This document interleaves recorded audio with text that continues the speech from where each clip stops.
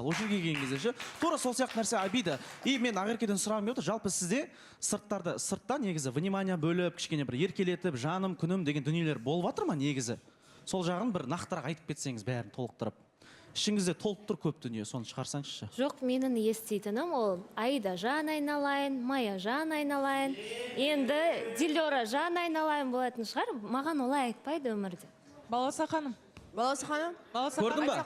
Міне осындай дүние ғой. Мысалы бұл қыз кәдімгідей Нұржанға деген басы кетіп жүр да, мысалы деген кезде. Былайынан жақсы қарап, жаққа бір минут. Бірақ бұл жігіт Нұржан анаған комплимент айтты, кішкене жұптыққа да келетін уақытта келіп қалды. Біраз болды танысықта жүргендеріңе. Кішкене сен сондай іс-әрекеттер жасап, наоборот, қыздың көңілін табуға тырыссаң, бәрі жақсы болатын еді. Әйгерім, Баласа ханым, осы Алишердің сөзіне қосыла кетсем, енді біздің тақырып Әйгерім, Нұрай, Айдана деген мәселе жабылды ғой алдында. Әйгерім жоқ ішінде. Әйгерім жоқ. Нұрай басқасын айта бер. Мен тыңдай тұра тұр, осы мәселе жабылды енді қатысушылар арасында. Бірақ енді бүгін Диора келді, Диораның құлағына сыбырлап, қаяқтан боласың, нешедесің, ондай сұрақтар не қажеті бар? Мен ондай сұрақ қойған жоқ. Деген сұрақ қойдым ба саған? Алишер неге Диорадан үйтіп сұрамайды? Неге Саддаулет Ернар сұрамайды? Өткен олар үміткерлерін сыйлайды біріншіден. Екіншіден Алишер мысалы жұбын сыйлайды өзін. Енді екінші мәселеге тоқтала кететін болсақ, мына жақтан енді Нұржан жақтан мүлде жұптыққа қызығушылық көріп тұрған жоқпын. Қыз жағы енді талпынып тырысып, давай бүйтейік сөйтейік дегенді көріп жатыр қыз жағынан. Ал сен болсан өз жағынан мүлде жұптыққа қызығушылығың жоқ. Осы таныстығымен тоқтайды ау деген ойда отыр. Бәрекелді, қай жақтан палашқаныңды микрофонды Диораға береміз. Диора өз айтады. Мен сенің қай жақтықсың, қаншадасың, жасың нешеде деген сұрақ қойдым ба саған?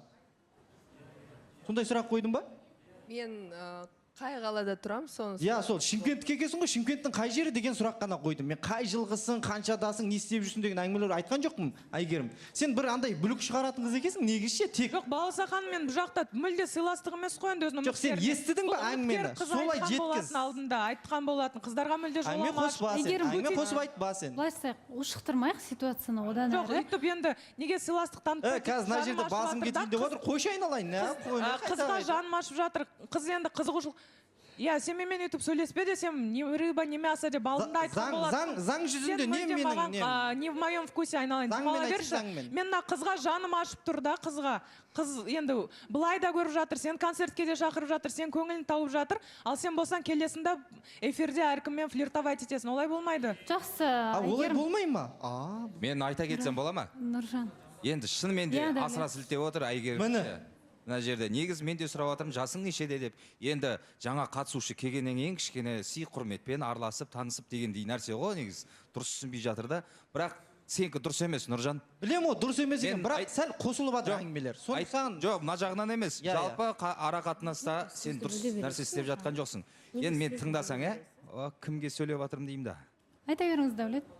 Енді осындай әдемі қыз келген кезде, Нұржан, сен сыйлап, кәдімгідей көрініп тұр сен ұнататыны, сен жаңағыдай менің болмысымды өзгертпе демей, осындай бір кішкентай ғана өтініш қылды ғой, қыздарға флирт жасама, кішкене артық кетпе деген сияқты. Соларды кішкене тия салып, фокусың бәрін осы қызға арнап, бір айдың ішінде мен сенің орында болсам, осындай сүйсінбеншілікпен маған қараса, мен жұп болып кететін. Дұрыс айтасыз. Дәулетке жауап бере кетейін енді. Дәулет айтып жатсыз ғой, менікі дұрыс емес екен, мен қазір түсініп тұрмын 100%. Ол үшін мен кешірім де сұрап тұрмын. Ал жұптықтың мәселесіне келетін болсақ, Дәулет, жұптықтың мәселесі ол қазір айтасыңдар сендер жұп боласың, біз жұп болсақ, біз айтқаннан кейін жұп болдыңдар деген әңгіме айтасыңдар. Уақытымен келатыр бәрі. Уақытымен ғана келатыр. Мен ол нәрсеге де дайынмын, бірақ қазір уақыты емес ол нәрсенің. Аягөз. Жоқ, Баласа ханым, мен айтамын да, мына жерде күлкі-күлкімен, ойын-ойынмен Нұржаншы, сен андай бір прикол ұстаймын дейсің да, көп жерде өзің тілінен шалынасың да. Мына жерде енді Ақерке сияқты керемет қыз келіп отырған кезде сен оның ата-анасы көріп отыр деген сияқты сол нәрселерді қатты ойламайсың ба деп айтқым келеді. Тұра тұр, мен айтып жатырмын.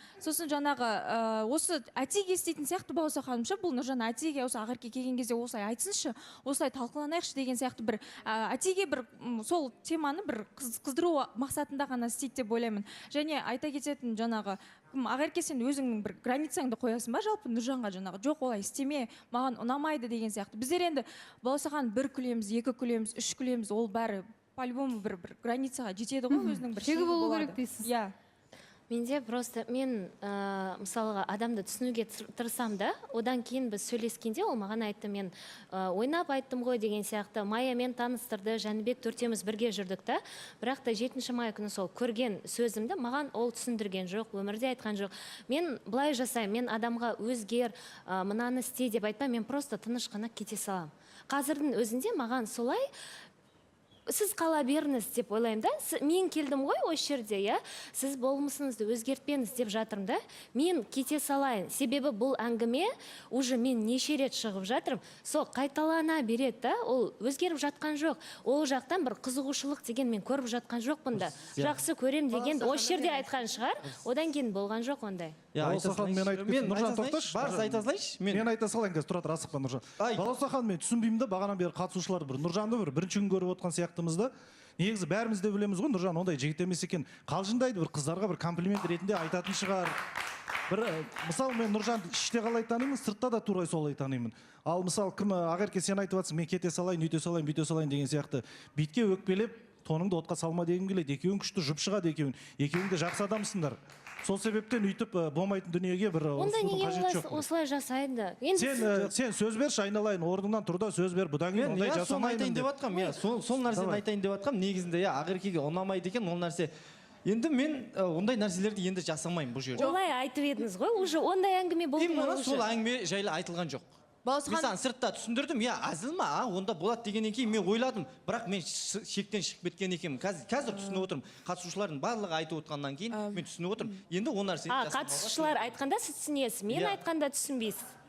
Сен қазір айтып отырсың ғой оны. Ақерке, қазір эфирдан шыққан кейін нан ұстап айтсын, сен апарып пикармен сөйлескім келмейді осы адаммен. Мен өзімді бағаламаймын осындай арақатынасқа, осындай сыйластыққа. Жетеді ғой, қаншама шыдап келдім. Мен де сені ондай арақатынасқа қимаймын, сен кетіп қалам, мен кете салайын деген әңгімелер керек емес. Сен бұл жерден кетпейсің. Менсіз кетпейсің, екеуміз бірге кетеміз. Баласы ханым, айта кетейінші осы жерде, пожалуйста, өтініш. Ақерке қош келіпсіз. Енді жалпы білмеймін, енді Ақеркемен біраз қыздың жалпы осы жерде келген кезде конфликт болатын еді ғой. Енді білмеймін, енді қатты жақсы көретін қызғана өзінің таңдап келген еркегін қорғап, сол үшін басқа адамдармен ұрсат деп ойлаймын. И қыз баласын жаман да жақсы да қылатын ер азаматы қасындағы. И сен бұл қызды осы күнге дейін халыққа да басқасына да жаман қырынан көрсеттің всегда. Бұл қыз отырып алып әрқашан сені қолдайтын, әрқашан сенің сөзіңді сөйлейтін. Бүгін настолько сенде уже сені жақсы көретін адамның саған деген айтатын сөзі да жоқ. Сен саған айтып жатқан пікірлердің бәрін сен айтып жатсың ғой. Қатысушылар айтқаннан кейін тыңдап жатырмын деп. Сен ешкімді менсініп отырған жоқсың, Нұржан. Сен ешкім тыңдап отырған жоқсың. Бір барыс қолдап еді, соның сөзіне ілесіп алып, я мен сөз бере салайыншы дейсің. Сөз ештеңе өзгермейді. Сен осы күнге дейін бір букет гүліңді болсын бердің ба бұл қызға? Сол жерде ақ түсінікті, что сен бұл қызды қадірлемейсің, сен бұл қызды ұнатпайсың. Саған просто маған осы қыздан кейін үміткер келмей қалады ма деген ғана сенде қорқыныш бар. Сен сол қорқыныш үшін ғана бұл қыздың уақытын ұстап өтірік үміт беріп жүрген адамсың. Олай істеуге болмайды. Адам өз ойындағысын айтады, үміткер келмей қала ма деген. Маған үміткер всегда келеді. Мен жұрттар құсап бір эфирге гүлімді сүйреп әкелмеймін. Сыртта беріп жүрмін. Беріп те жатырмын сыртта. Оны өзіміздің стористарға да салып жатыр. Бұл кісі де салып жатыр. Мен бір для галочки гүл әкеліп беретін адам емеспін эфирге. Сол үшін бір шоқ гүліңді алып келмедің деген әңгімен қате Ақерке. Жоқ, Нұржан, қате емес ол нәрсе. Мүлдем. Ақерке, өзіңізден сұрақшы, сыртта гүл беріліп жатыр ма сізге? Берді, иә. Берілді, сіздерде ол мәселе емес. Ол гүлге дейін даже лучше бірінші мынаны шешіп алайықшы, мысалға өз болмысы сондай ма, сондай адам ба, немесе ол временно мен үшін сабырлы болады, сосын тағы да ішіндегі несі шығып кете ма деп. Жоқ, мынандай ғой негізінде. Мен осы жерде ойнап, әзілдеп, ортада әзілдеймін, бірақ сыртта ешқайсына бір подкаст жасаған адам емеспін мен. Өзі мына жерде жігіттер де біледі ғой, жанымда отырып, сен кешке ана барайық, кешке мына барайық деп айтқан адам емеспін. Тек әзіл ретінде мен комплиментімді ғана айтам, болды. Одан кейін, бүгіннен кейін ол нәрсені қайталамаймын деп отырмын. Қайта-қайта қазудың қажеті жоқ. Баласахан, мына жерде үміткер Ақеркенің сөздерін кішкене түсіңкіремей отырмын. Мен енді соңғы күндері Нұржанмен қатты жақын болып араласып, ішіндегісін ақтарып жүрген жігіт еді, қасымда жүріп ше. Енді білмеймін, стримде отырған кезде де былай стористерінен көріп қалсақ та, мен Нұржанға звондап қалған кездерде де жаңағыдай мені неғып еркелетпейсің деп жатыр ғой, ондай мені еркелетпейсің деп мұқтаж болатындай ол жерде мұқтаждық көрген жоқпын. Нормально айтатын нәрселерін айтады. Саған да Ағеркежан айналайын о деп айтады. Мысалға өткенде сен пранк жасаған кезде де жаны ұшып саған звондады, Астанаға кетіп қалайын деп жатырмын деп айтқан кезінде ше. Сол кезде жаны ұшып звондаған болатын. Сондай адам ғой, енді мынандай әңгімеге айтып тұрсың да, басқаларға комплимент айтады деп. Ол не үшін бұл жерде әзіл сөз, күлмекке жақсы дейді. Әзілдесіп айтқан нәрсесіне саған отчет беру керек Ағерке. Оразғали, сізден сұрайыншы, сіз мысалға Гүлвирадан басқа қыздарға комплимент айтасыз ба осы жерде? Мысалға жаңа Диора шықты, сіз айттыңыз ба? Маяға айттыңыз ба? Диораға айтқан жоқпын, Маяға да айтқан жоқпын, бірақ сіздің ситуацияңыз сравнение.